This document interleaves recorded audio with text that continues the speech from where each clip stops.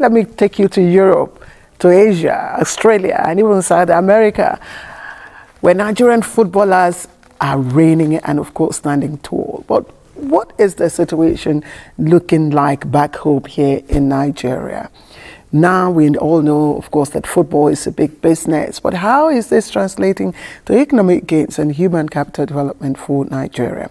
In our next report, Daniel Aderiye delves into the talent gap in football in Nigeria and how Nigerian is turning lemons into lemonades, as captured in the bold effort to change the narrative surrounding our local leagues. And this report is brought to you courtesy of Solution Journalism Initiative.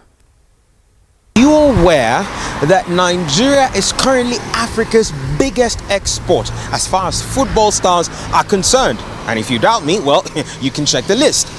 However, the point is not about what is being or who rather is being exported. It's more about those who aren't. And I'm referring to the local leagues. But while it is easy to name and shame and poke fingers, there are those who are making concerted and intentional efforts to see that the narrative around football and sports development in general is not just always in the negative, but rather much more progressive.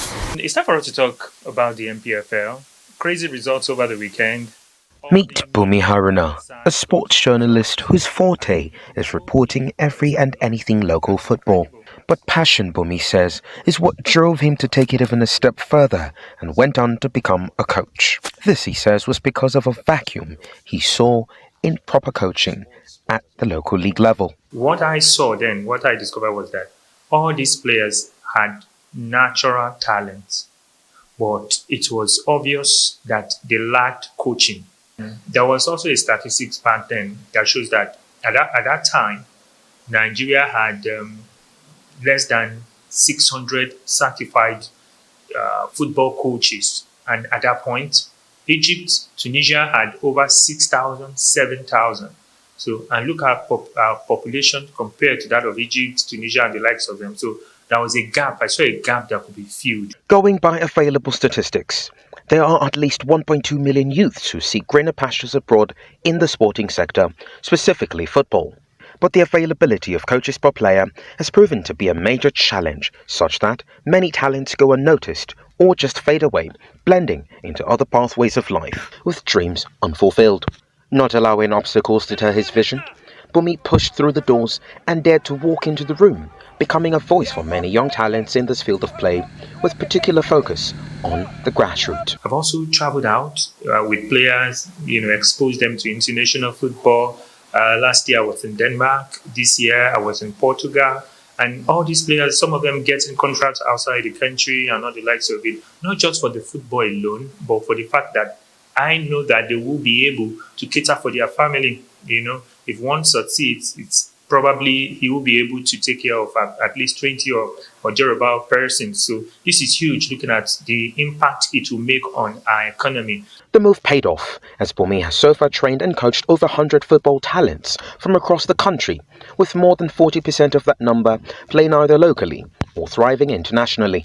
Notable on that list are Super Eagles stars Taiwo Awoni, Kelechi Iheanacho and Akikunmi Amo. Since I've been playing football, I've met a lot of coaches, but I would tell you that Coach Bumi Haruna is non-arguably the best coach that I've met in my career so far, because of how he handles the player-to-coach relationship. A coach who lectures you on and off the pitch, how to live your life outside football, what to do outside football. I think he should be called one of the best coaches to me. He reads opponents, he reads games. If game is not going well in first half, second half, he knows how to make changes and tell you this is how we should approach this game. And when we come back second half, we go the way he wants and how he wants us to do it. The game will go perfectly fine and we'll win the game. Bumi says it has not been as easy as ABC, as dribbling through funding and logistics for these young talents remains a major challenge, with no free kick in play. He insists that home-based players must be encouraged just as much as the local leagues to have a wholesome effect and mastery of the round leather game. He also appealed for more participation and active engagement by organised private sector for more impact. My goal, I must not deceive you, is to see Nigeria win the World Cup. It is noteworthy to state that, out of every 5 football fans in Nigeria currently, there are at least 3 who support foreign-based leagues. But with the likes of Bumi stepping up and polishing diamonds in the rough with this initiative, the future of Nigerian football and footballers can only translate to a rising profile in youth engagement, competence, expertise and progress. Bumi is just one of several others in the country who have taken it upon themselves to see that it is not just always doom and gloom. Rather, as a people, we can make concerted efforts individually in our little corners to ensure that the very best of development comes back to our leagues, which in the past was probably, if not the best, in the continent.